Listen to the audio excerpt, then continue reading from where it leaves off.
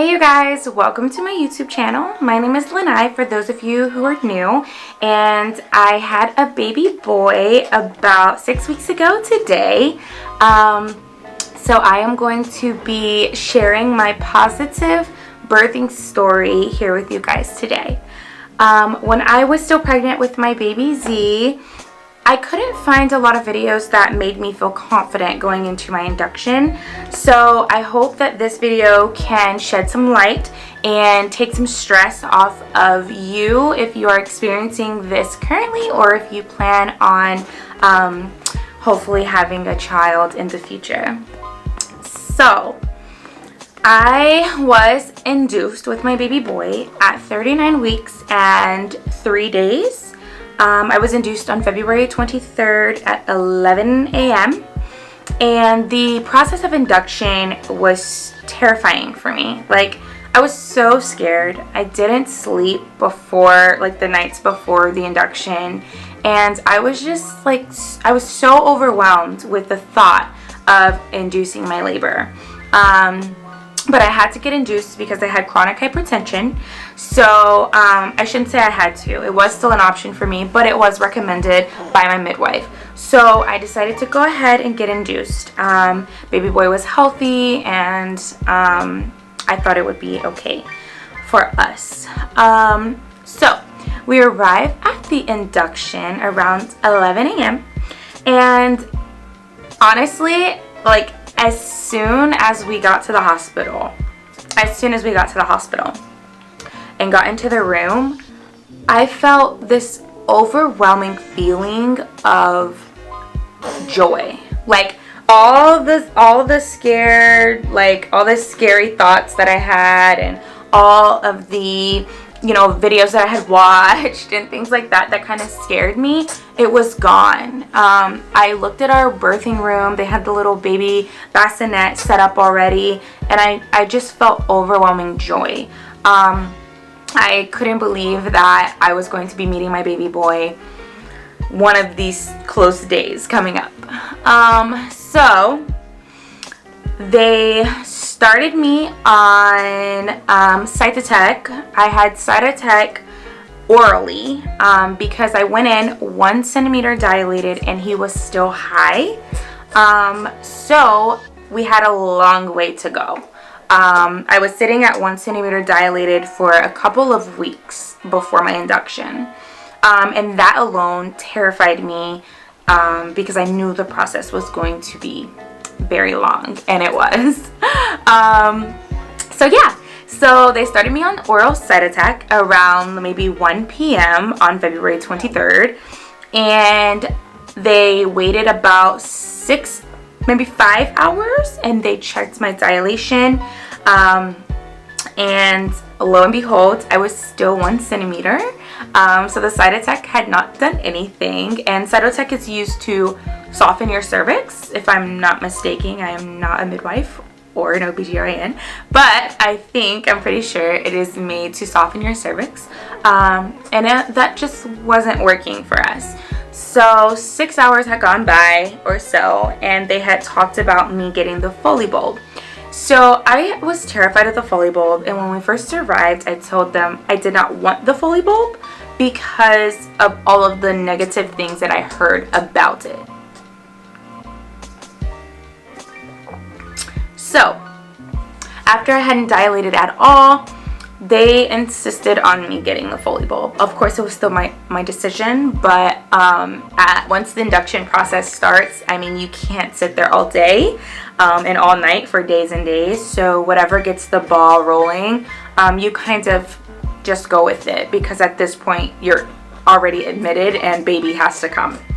So I was terrified, but I got the foley bulb. My experience with the foley bulb was not the best. It was very painful. The insertion was pretty painful. I did get a dose of fentanyl for my insertion because it was so hard for them to get the foley bulb in, because my cervix was posterior. At least that's what they told me. So it was hard for them to get it in, and yeah, so it took a while. So once they finally got the foley bulb in, I was already uncomfortable. But I laid down and I just tried to rest my mind. My whole plan during my induction was to just focus on my breathing. I wanted to focus on my breathing so that I could be the best I could possibly be at the delivery stage. Laboring can get very tiring and very hard, and I just wanted to make sure that I saved my energy for when it was time for me to deliver my baby boy. So the foley bulb caused contractions, obviously. For those of you who don't know what the foley bulb is, if I didn't already say, it's just a balloon type of bulb that they blow up in your cervix, and it basically mechanically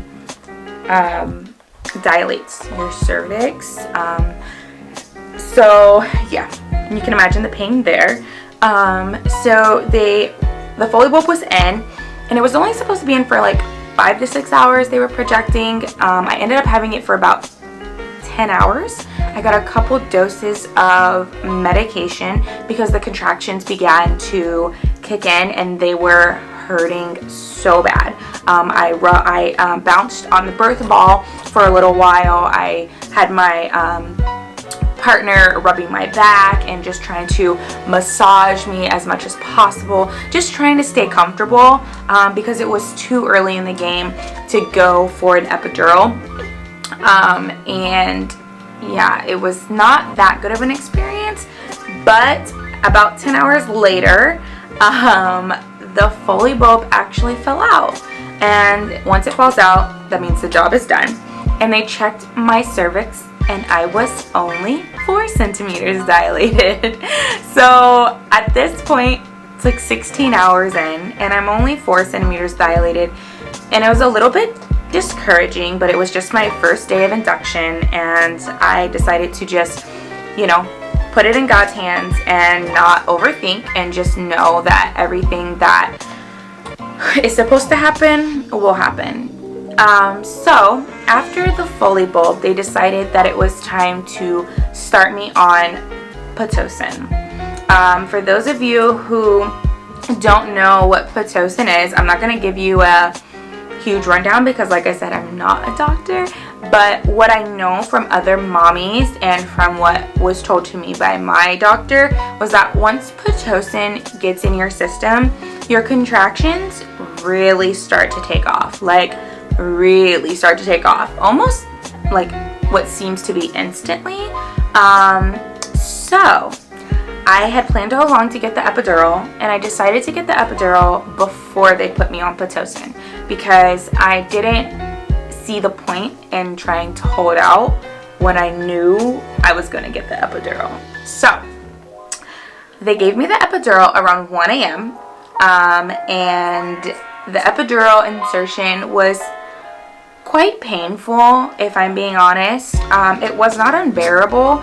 It was just painful. If someone tells you that it's not painful, I don't know how true that is, but everyone's pain tolerance is different. So I don't want you guys to think that the epidural insertion is just cake, but it wasn't horrible, I actually had to get the epidural twice, which might seem a little scary to some.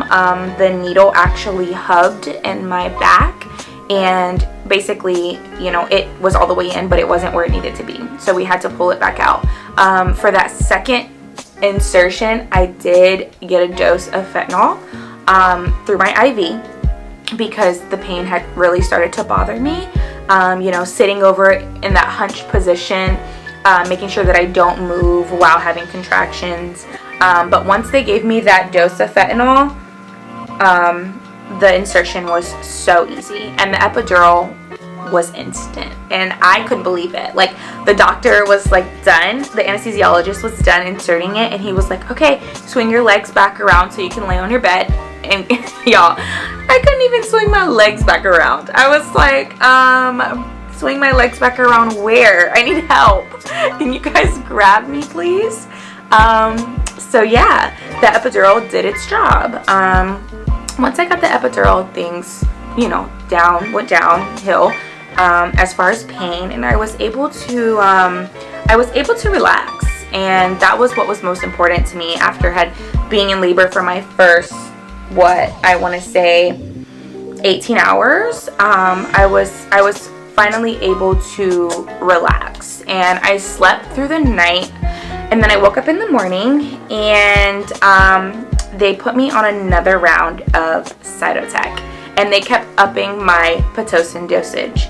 At this point in the morning, I was only 5 centimeters dilated, and you can imagine how discouraging that was for me. I was creeping up on about, I think I was creeping up on about 24 hours in labor at this point, and I was just feeling exhausted with the thought of, you know, when is my baby boy going to be here? Of course, my mind started to wander into places of, you know, emergency C-sections and just things like that I was just trying to prepare myself for, because obviously you never know what can happen.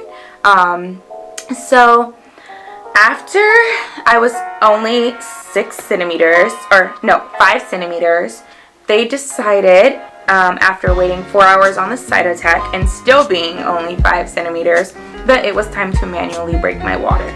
And I was informed that once they manually break my water, baby boy has 24 hours to arrive, or it is a C-section, because he cannot be in there with no fluid, right, for a long period of time.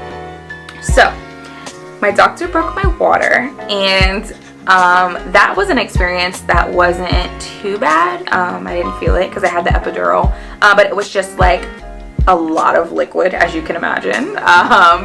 And yeah, they got me all cleaned up and I was fine. So my doctor broke my water, and she had told me that I could expect to meet baby boy within the next 24 hours. So they upped my Pitocin again. We were getting pretty high at the max, which I think is 19 or 20. And then I asked for the peanut ball.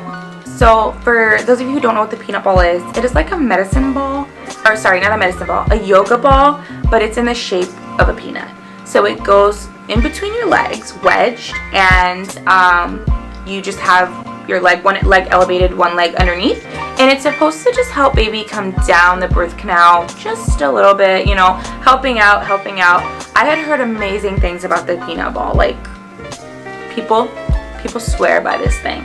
So I was like, give me. And at one point they were like, do you want to take a break from the peanut ball? And I was like, no breaks. I'm going to flip around and I'm going to try on the other side now.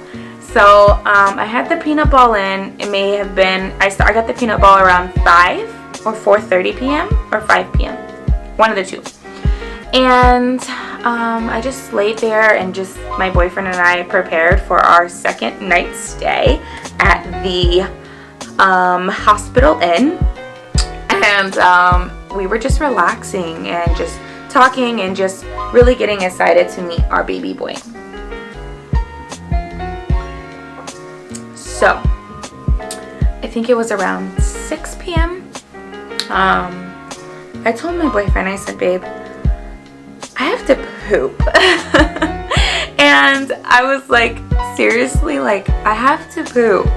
And he was just like looking at me like I was crazy. He's like, honey, you don't have to poop. Like, I mean, maybe you do have to poop, but like, you should call in a nurse.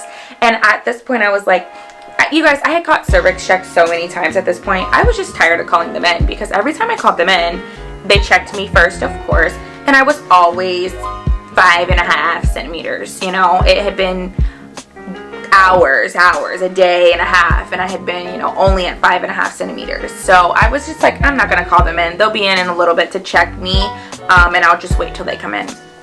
So I ended up calling my nurse in probably 20 minutes later, because the feeling of me having to poop did not subside.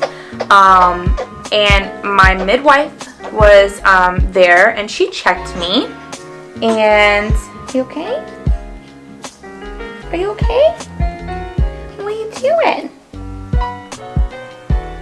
My midwife was there, and she checked me, and I was 10 centimeters dilated. And like, I literally was about to start crying, but I had to save my tears for delivery.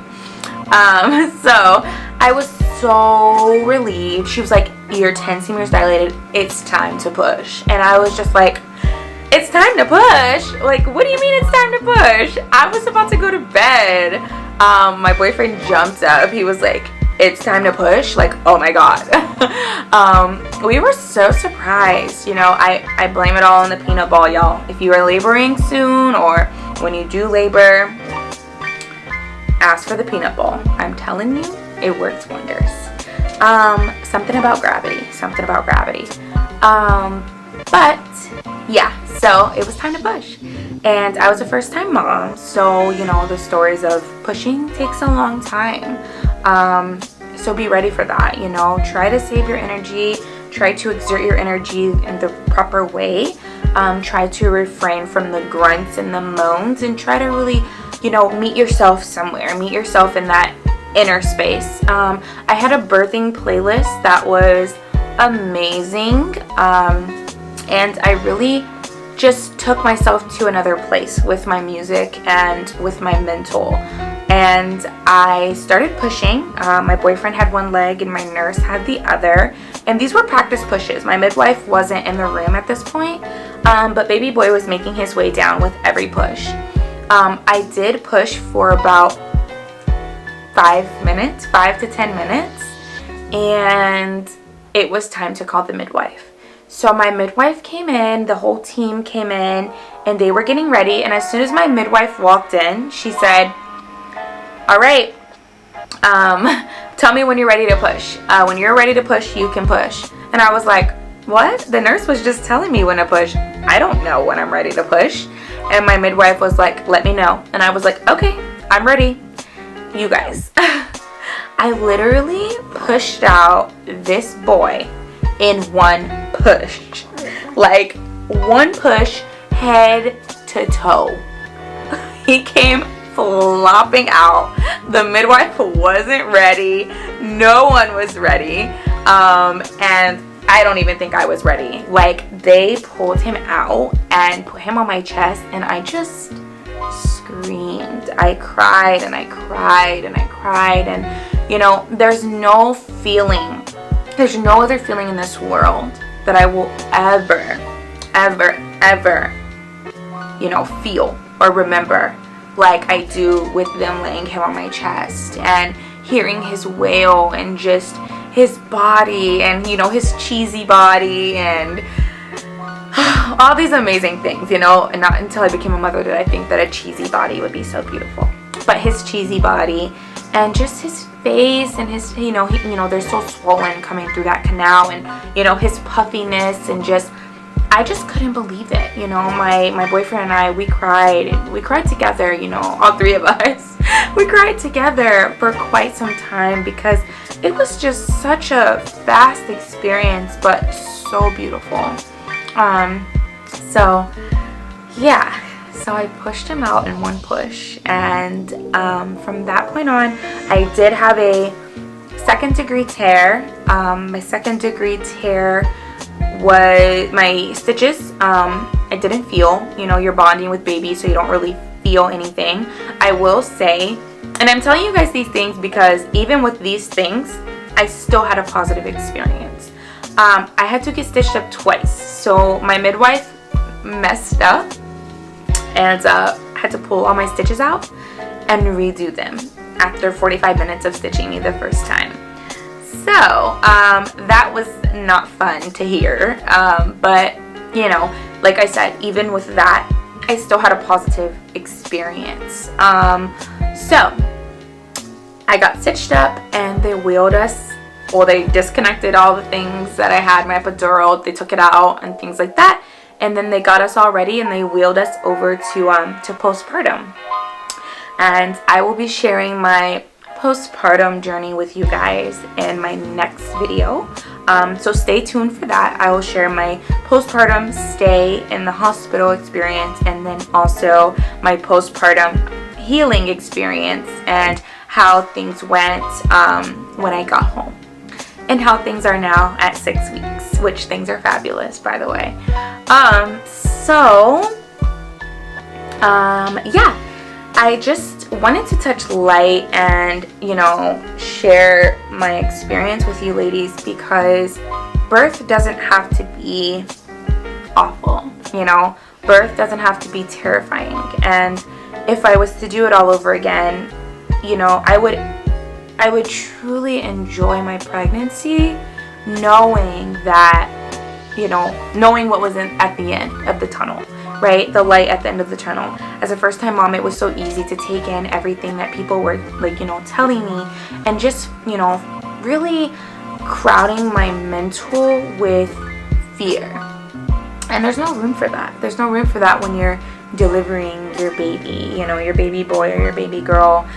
They need you, and there's no room for fear. You have to really come to one with yourself and really show up. And I think that's one thing that really got me, you know, to, I guess, perform the way I performed, which is a horrible word to say, but like that's what really got me to gain the energy during my delivery, was knowing that he needs me, and I have to be strong because he needs to come out of there. You know, his stay has extended itself in my body, so it's time for him to come out, and it's time for him to, you know, meet the world, and for me to protect him. And everything that I was so afraid of, you guys, I mean, I'm somebody that's afraid of shots and like getting my blood drawn.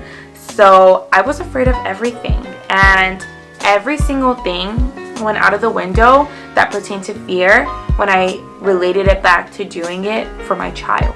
You know, I'm not a child anymore. I have to be strong for him, for myself, and, you know, for our family. So I hope you guys can take something positive from this video. I hope it wasn't too long or too, you know, uneventful, but I just, like I said, wanted to share with you guys that even though I was in labor for 32 hours, I still left that hospital feeling like, wow, that was a positive experience. And, you know, I really related back to my mental preparation. So if you don't take anything from this video, take the fact that your mental health has a lot to do with it, and you're strong. You know, we were made for this. We were born to do this, literally. Our bodies literally, you know, carried this being for 9 months, and trust me, we were made to get them out, and everything is going to be just fine. So yeah, he's smiling right now. He's just so happy hearing mommy talk about his birth. So yeah, thank you guys so much for tuning in to my video. Please like, comment, subscribe, hit the post notification bell so you don't miss out on my next upload. And we will see you guys very soon. Thank you.